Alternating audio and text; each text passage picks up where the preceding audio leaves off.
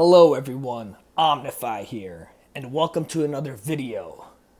In this video, I want to talk a little bit about how the WWE World Wrestling Entertainment is screwing over their legend, future Hall of Famer, Randy Orton. For those of you who are not aware, Randy Orton made his debut in the WWE in 2002.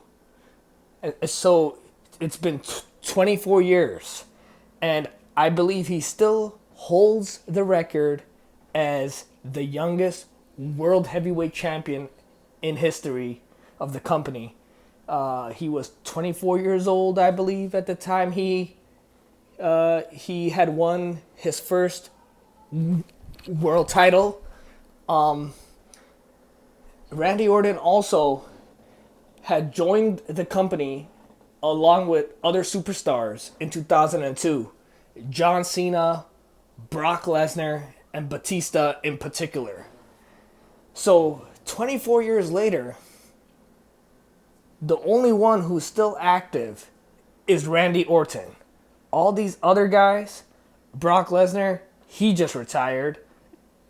John Cena, he had retired as well in December 2025.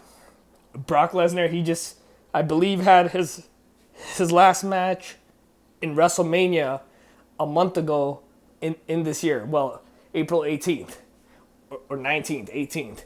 So all the superstars in the past 20 years are gone. And the only one who is left is Randy Orton. And on top of that, I'd like to say, Orton, he never has left the business. Unlike other guys like John Cena, he took plenty of years off and months and years off to act in movies, TV shows. The Rock as well. Batista, he's in Hollywood. He's in the Guardians of the Galaxy. Brock Lesnar, he was in WWE. I think he had left in like 2005, and then he came back in 2013, and he would only wrestle in like special appearances, like in the big pay-per-views. And so if anyone has been consistently committed, 24 years consistently committed, performing at a high level, it is Randy Orton. And he's an all-time great. Okay, I personally, in the history of wrestling and wrestlers, a lot of great ones are there. I know everyone has their own list. Who's the greatest of all time? Who's the top 10? But I have Randy Orton in my top 10 off of his longevity and his success. So I want to speak a little bit about his success. His resume is no joke. He's a 14-time world champion in the wrestling business. So a world champion, it means if you hold the top title in any promotion, okay, even if you're not in the WWE. So in the past, other promotions existed, right? We had ECW. We had WCW, TNA. Now we got AEW. So in the WWE, you have Raw and SmackDown, two brands, right? It's a brand split. You have Raw and SmackDown, but essentially, he has been a 14-time world champion, and where he was at the top of the promotion, and he always has been in the WWE, so he was at the top either of Raw or SmackDown.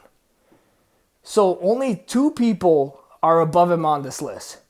John Cena, who arguably is the GOAT, the greatest of all time. He is a 17-time world champion. He had won his last world championship a year ago in WrestleMania. It was his farewell tour year. He had retired at the end of 2025 in December. Then, after John Cena, it is Ric Flair. And he's a wrestler who was not always in the WWE. Earlier on, he was in WCW, but he's a 16-time champion. Him and Cena had been tied for a few years, and then eventually John Cena, in his last year, he had broke the record, and it was the right move. And now, after Ric Flair, tied at number 3 is Triple H and Randy Orton are tied at 14. And Triple H, in my opinion, is the greatest heel. Heel is a bad guy, a bad character, right? Because in wrestling, you have good guys and bad guys. Triple H, in my opinion, is he is the greatest heel ever, but he also had married the daughter of. He had married Stephanie McMahon, who's the daughter of Vince McMahon, who owned the WWE and had made the WWE into a billion dollar company. Under Vince McMahon, he made so many superstars we all have looked up to, like Hulk Hogan and Stone Cold, The Rock, The Undertaker, John Cena, Brock Lesnar.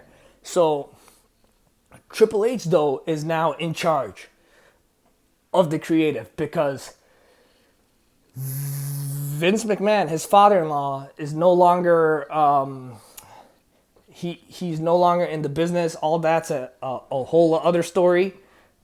But Triple H, who's in charge of creative, and he's the one who calls the shots, like who's going to be champion and all that.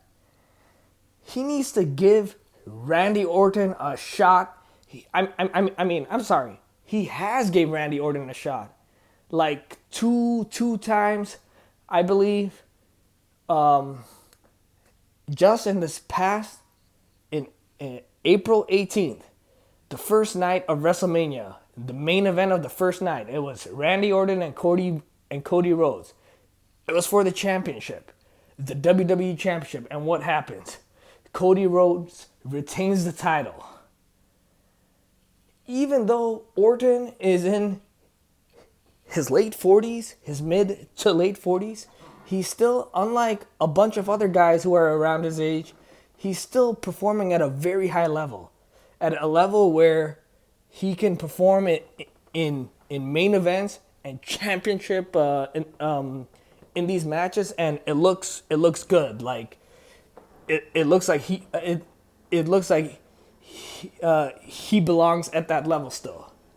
And I feel like Triple H, I don't know what's going on, but I feel like he does not want Orton to break his record of 14 and to be at 15, because if Randy Orton, if he's at 15, now we're talking greatest of all time kind of conversation. Like at 15, I mean, he's in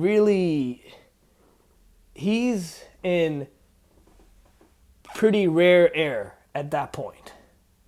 So I want to see it happen. He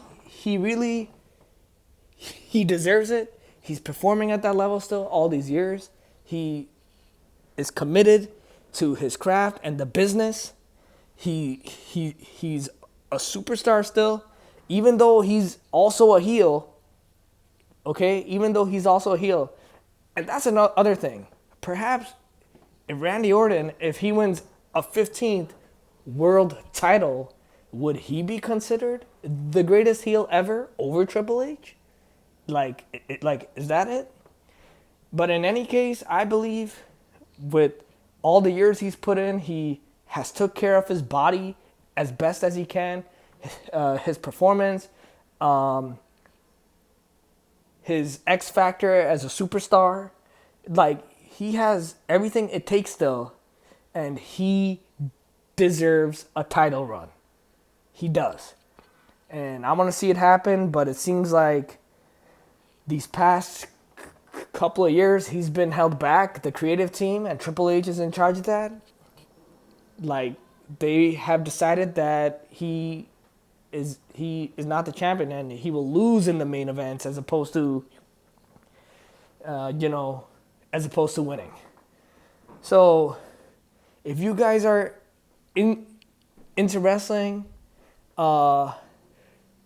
please share your thoughts in the comments, and I'll see you in the next one.